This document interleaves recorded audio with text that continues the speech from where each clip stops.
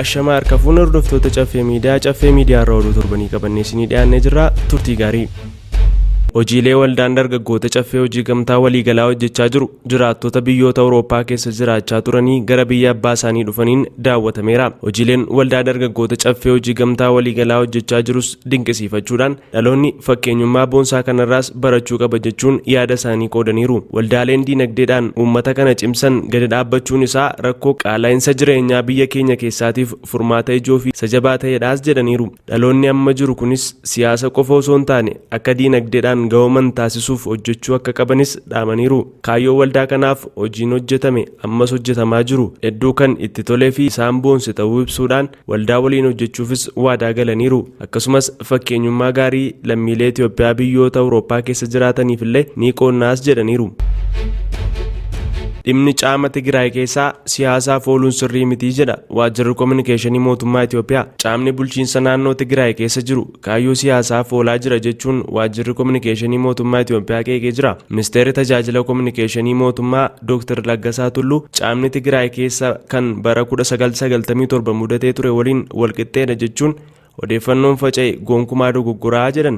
Bulchiinsa yeroo Tigraayiif pirezidaantii kataan obbo Geetaachoo Raddaa uummata beela'ee miiliyoonaan lakkaa'aman gargaaruuf gaaffiin dhiyaate siyaasa jedhamuu hin qabu jedhan. Bulchiinsi yeroo Tigraay jimaata mudde 19 bara 2016 ibsa baaseen Tigraay keessatti beelaa fi duuti marsee jira yaada jedhu qaba. Bara 1977 booda haala mul'atee hin beekneen caamni akka hamaan mudachuu isaa kan beeksise ibsi kun caama amma mudatee fi walwaraansi dhiiga dhangalaasisee Tigraay keessatti geggeeffame walitti dabalamuun balaa guddaa geessisuu akka danda'u kan ibsee ture. Kanaaf jecha mootummaan federaalaas ta'e hawaasni addunyaa beelaa fi du'a Tigraay marsee jiru kana ittisuuf dirqama seeraa irra jiru ba'uu qabu jechuun gaafatee jira. Dr. Laggasaa Tulluu sanbata darbe ibsa kennaniin biyyattii keessatti namoota sababaalee namtolcheef uumamaan miidhaman gargaaruuf mootummaan hojjetaa jira jedhan. Yeroo ammaa namoonni miliyoona 3.8 bulchiinsa naannoo adda addaa keessatti balaan caamaa isaan mudachuu dubbatan. Mootummaan gara Tigraayitti gargaarsa gahaa ergaa jiraachuus ibsan.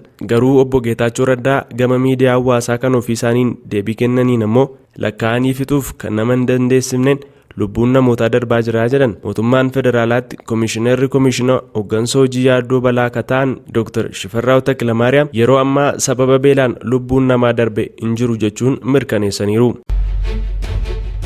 Itoophiyaan waliigaltee wal hubannoo ulaa galaanaa ittiin argattuuf misoomuuf ishee dandeessisu Somaalilaand waliin walii mallatteessuu ibsamee jira. Ministeerri muummee Itoophiyaa Dr. Abiy Ahimad fi Pirezidaantiin Somaalilaand Musee Biyyee Abdii sanada waliigaltee waloo hundaammate mallatteessaniiru.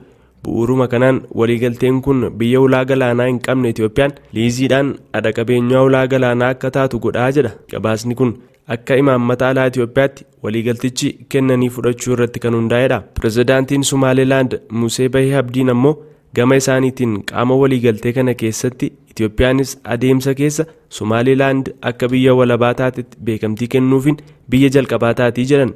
Itoophiyaan ulaa galaanaa kana argachuuf waliigaltee liizii waggoota 50f turuudha kan mallatteessite. Waggaa 50 booda waliigaltichi kan haara'u ta'uu seerameera. Biyyoonni lameen naannoo ulaa galaanaa kana waliin misoomsuuf waliigaluutu himame. Waliigalteen kun Itoophiyaan buufata waraanaa galaana diimaa irratti ijaaruu akka dandeessus karaa banaa jechuun gorsaan nageenya biyyaalessaa Ambaasaadder Reedwaan Huseen fuula Tiwiitarii isaanii irratti katabaniiru. Sadaasa darbe Itoophiyaan buufata doonii Barbaraatti gargaaramuuf Somaalilaand waliin marii gaggeessaa akka jirtu sadarkaa fooyyee irra jiraachuu miidiyaan mootummaatti hidhata qabu eejensiin tajaajila oduu Itoophiyaa gabaasee ture. Somaalilaand bara 1991 Somaaliyaa irraa adda ba'uun akka biyya walabaatti labsachuun beekamtii idil addunyaatti milkaa'in jirtu gaafachaa akka turte yoo ta'u, Somaalilaand akka biyya walabaatti gamtaa Afrikaanis ta'e dhaabbata biyyoota gamtoomaniin beekamtiin hin kennamneef. Itoophiyaanis aga ammaatti akka biyya walabaa taatetti beekamtiin kennaniif turteetti. Waliigaltee kana irrattis ministeerri muummee Dr. Abiy Ahimad obboloota keenya Somaalilaand waliin ammatti waliigaltee irra gahameera wal hubannootti fayyadama ulaa galaanaas mallatteessineerraa jedhan. Waliigaltee kana ilaalchisuun fuula feesbuukiin isaanii irrattis uumaaf galanne ta'u malee waan biraa maal jenna jechuunis katabaniiru. Haa ta'u malee dhimma waliigaltee ulaa galaana mootummaa Itoophiyaaf Somaalilaand gidduutti amajji 1 2024 mallattaa'e ilaalchisee kibxata amajji 2 2024 ganama walgahii ariifachiisaa kan waame kaabineen Somaaliyaa waliigaltee ulaa galaana Itoophiyaaf kennuuf irra gahame kan fudhatama kan hin qabneedha jedheera. Ministeerri muummee Somaaliyaa Hamzaa Abdii Barree walgahii kana irrattis haasawaa taasisaniin mootummaan Somaaliyaa lafa galaanaaf qilleensa biyyattii akka hin sarbamneef kutannoo qabu uummata keenyaaf ni mirkaneessinaa jedhan. Dabalataanis waliigalteen Itoophiyaa fi Somaalilaand gidduutti gaggeeffame kun nagaa fi tasgabbii gaanfa Afrikaa kan booressuudha ka jedhe kaabinichi. Manni maree nageenya mootummoota gamtoomanii gamtaa Afrikaa, Liigii Arabaa fi dhaabbatni walta'iinsa Islaamaa gidduu akka seenan waamicha taasiseera. Kana malees Somaaliyaan ambaasaaddara ishee Itoophiyaa jiru gara biyyaatti waamuu ishee ibsiteetti. Abbaan buddeenaa ijoollee isaa lama haala suukkanneessaan ajjeesuun waraabessa nyaachise hidhaan irratti murtaa'u manni murtii hime. Yakki kun godina Shawaa Kaabaa aanaa Kuyyuu keessatti kan raawwatame yoo ta'u, himatamaan Taaddasaa Mollaa jedhamuu fi jiraataa naannichaa akka ta'e haadha warraa isaaf abbaa buddeenaa kan ta'uuf ijoollee lama kan umuriin isaanii waggaa 7 fi 3 ta'an waliin jiraachaa ture. Haa ta'u malee himatamaan kun akka lakkoofsa Itoophiyaatti amajjii 17 2015 daa'imman lamaan kanneen irratti yakka suukanneessaa raawwate. Haati warraa himatamaa fi haadhi daa'imman lamaan kan taate ijoollee isheef abbaa warraa ishee dhiiftee dhimma hojii dhuunfaaf manaa yoo baatu, daa'imman lamaanis naannuma qe'eetti ijoollee biroo waliin taphachaa akka turan yoo ta'u, yeroo kanatti himatamaan daa'imman lamaan kana keessaa isa hangafaa kan umuriin waggaa 7 ta'e ofitti waamuun qarshii 10 itti kennuun kasala akka bituuf yoo ergu, daa'imni inni quxisus obboleessa isaa waggaa 7 waliin gara ergametti imala yoo eegalu, himatamaanis ulee fi huccuu qabatee daa'imman lamaan hordofuun iddoo isaaf mijatu yommuu qaqqabanis haala suukanneessaan yakka ajjeechaa irratti raawwachuu galmeen poolisii ni agarsiisa. Abbaan seeraa mana murtii olaanaa godina Shawaa Kaabaa obbo Gaddafaa Amantee haala suukanneessaadhaan erga ajjeesee booda miliquun gara godina Baalee yoo deemu, bakka sana erga deemeen booda ammoo bilbiluun firoottan isaa naannoo sana jiraatan akka baqatan taasisee jechuun himaniiru. Qindoomina qaamolee nageenya godina Baalee aanaa Sinaanaa keessatti to'annaa jala kan oole himatamaan Taaddasaa Mollaa jalqaba mana murtii aanaa Kuyyuutti dhiyaachuun gochicha raawwachuu isaa kan amane yoo ta'u, maaliif gocha kana akka raawwatame yoo gaafatamu godhinaan jedhe waan godhinaan jedhe garuu hin beeku jechuun yaada isaa akka kenne himatamaan kun. Himanni kun mana murtii olaanaa Shawaa Kaabaatti erga dhiyaate booda immoo gochicha raawwachuu hin amannee jedhan abbaan seeraa kun. Himatamaan Taaddasaa Mollaa seera yakkaa bara 1996 ba'e keeyyata 539 muraa 1 jalatti kan himatame yoo ta'u, daa'imman lama waan ajjeeseef himannaa 2 jalatti himatamee jedhan abbaan seeraa mana murtii olaanaa godina Shawaa Kaabaa obbo Gaddafaa Amantee. Himatamaan yakkicha raawwachuu haaluu isaatiin raagaalee namaaf foorensikiin akka dhiyaatan taasifamuu himanii ijoolleen sun waraabessaan nyaatamaniiru. Dhiigni huccuu isaanii irratti argame kan haadha waliin qorannoo foorensikii taasifameen 99.9 kan wal fakkaatudha jechuunis himaniiru. Raagaalee hundumaa erga laallee booda ijoollee lamaan kana irrattiyyuu gocha ajjeechaa gara jabeenyummaa qabu kan raawwate ta'uusaa giddugaleessa godhannee raagaa ittisaa yoo qabaate akka ofirraa ittisu murtii kenninee jedhan. Himatamaan maqaa namoota raagaalee ittisa kooti jedhe mana murtichaaf dhiyeessullee namoonni kunneen jiraattota ganda eerame kan akka hin taane mirkaneesse.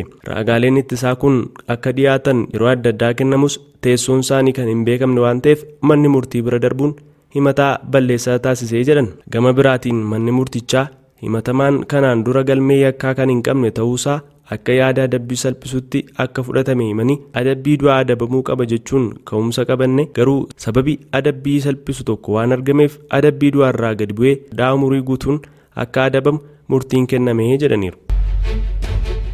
Israa'el loltoota ishee hanga tokko leenjiif kaan ammoo boqonnaaf jecha Gaazaa keessaa baasuun ishee wiixata amajjii 1 beeksifte yoo ta'u, qondaaltonni immoo lola ji'ootaaf Hamaas irratti fufaniif qophaa'uuf fakkaataa jedhaniiru. Dubbii himaan raayyaa ittisaa Israa'el Riir Admiiraal Daani'eel Agaarii gaazexeessitootaaf akka himanitti loltoonni Gaazaa keessa turan hagi tokko torban kana gara Israa'elitti akka deebi'an himaniiru. Haa ta'u malee giddu galeessaa fi kibba Gaazaa keessatti walwaraansi cimaan garee milishaa Hamaasiif Israa'el gidduutti adeemsifamaa jira. Humnoota Hamaasiif Israa'el gidduutti kibxata amajjii 2024 naannoo Albuureejii bakka giddu gala Palestaayinotaaf magaalaa guddittii lammaffaa Gaazaa akka taate Kiyaan Yuunus kan Gaazaa gama kibbaa keessatti lolli cimaan adeemsifamaa tureera. Humni waraana Israa'el ammoo ibsa baaseen kibba Libaanoonitti aleellaa qilleensarraa Hezbollaan xiyyeeffannoo keessa kan galfatin raawwachuu isaa ifoomseera. Kunis gareen Hezbollaa garee Hamaasiin kan deeggaru jechuunidha.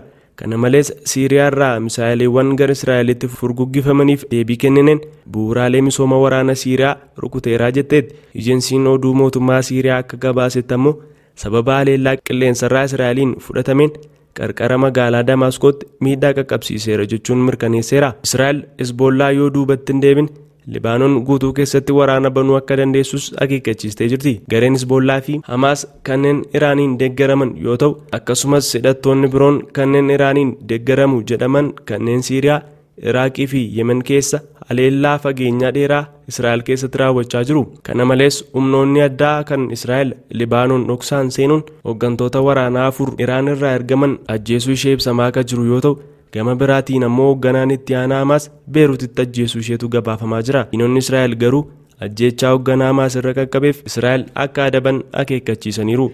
Dubbii himaan mootummaa Israa'el akka himetti Saalee Al-Haruurii haleellaa hooggansa Hamaas irratti raawwatameen kan ajjeefamedha jedhe. Hamaas ajjeechaa Al-Haruurii balaaleffachuun Hezbollaan ammoo haleellaa Israa'el birmaddummaa Libaanos irratti kan xiyyeeffatedha jedheera.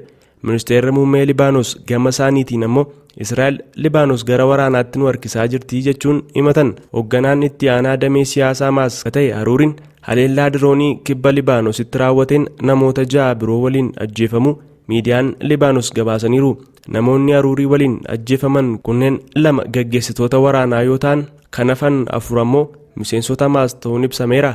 Haruuriin gaggeessaa damee hidhannoo Qaasaan Birgeed keessatti ka beekamu yoo ta'u, gaggeessaa Hamaas Ismaa'eel Haniyyaatti dhiyeenya ka qabudha. Haruuriin hariiroo Hamaasiif Hezbollaa cimsuuf Beeruut jiraachaa ka ture yoo ta'u, biimaan mootummaa Israa'el Maark Regeef Israa'el Haruurii ajjeesuu mirkaneessuurraas of qusatanii jiru. Raashiyaan haleellaa misaa'eloota raawwatteen namoonni 4 du'uu fi kanneen 10 ol ta'an ammoo madaa'u aangawoonni Yuukireen kibxata amajjii 2 beeksisanii jiru. Aangawoonni Yuukireen akka beeksisanitti haleellaa misaa'ela Raashiyaa irraa gara Yuukireenitti taasifameen magaalaa Kiyeevii fi Kiyaarkiif keessatti namoonni 4 du'uun kanneen 10 ol ta'an ammoo madaa'aniiru. Raashiyaan dirooniiwwan yookaan xiyyaarota nammaleeyyii misaa'elota gara Yuukireenitti erguun kan ibsitu Yuukireen osoo miidhaan hin qaqqabsiisin fashaluu isaaniis ibsiteetti. Raashiyaa irraa dirooniiwwan 35 fi misaa'elonni 99 gara kootti furguggifamaniiru ka jette Yuukireen haleellaa dirooniiwwan hundaa fi kan misaa'elota 72 fashaleesseeraas jetteetti. Akka ibsa Yuukireenitti haleellaan kun kan raawwatame sa'aatii ganamarraa kaasee kan raawwatamee fi kutaalee magaalaa Kiyev keessatti sarara gaazii kan miidhe yoo ta'u, caccabaan misaa'elii kufanii immoo namoota 20 madeessuu fi gamoo guddaa tokko keessatti immoo balaa ibiddaan akka uumamu taasisu bulchaan magaalaa Kiyev Vitaaliin mirkaneesseera. Dhukaasa farra rookeettiiwwan dhukaasota kanneen fashaleessuuf dho'insoonni mudachuu kan ibsan bulchaan magaalattii yoo xiqqaate aanaalee 5 keessatti balaan ibiddaa ka'eeraas jedhan. Pirezidaantiin Yuukireen Zeeleniksiin muddee 31 irraa kaasee Raashiyaan dirooniiwwanii fi misaa'elota 170 gara Yuukireenitti ergiteetti jedhan. Haleellaawwan kunneen kanneen namoota nagaa irratti xiyyeeffatanidha jedhaniiru. Haleellaawwan kanaanis namoonni nagaa 92 madaa'aniirus jedhaniiru. Haleellaa kibxata amajjii 2 Raashiyaan Yuukireen irratti fudhatte gaafa sanbata xiqqaa darbe Yuukireen haleellaa magaalaa Raashiyaa Beelgorood irratti fudhatteen lubbuun namoota 24 kan galaafatee fi kanneen 100 ol ta'an akka madaa'aniif sababa ka ta'e hordofee pirezidaantiin Raashiyaa Vilaadimiir Puutiin deebii kanaa kan ta'u Raashiyaan Yuukireen irratti tarkaanfii ni fudhatti jedhanii erga dhaadatanii boodadha. Egaa hordoftoota Caffee Miidiyaa irraa oduun torbanii isaatii kanaaf qabannee isinii dhiyaanne kanneen turanii qophiilee keenyaafan waliin turtii gaarii.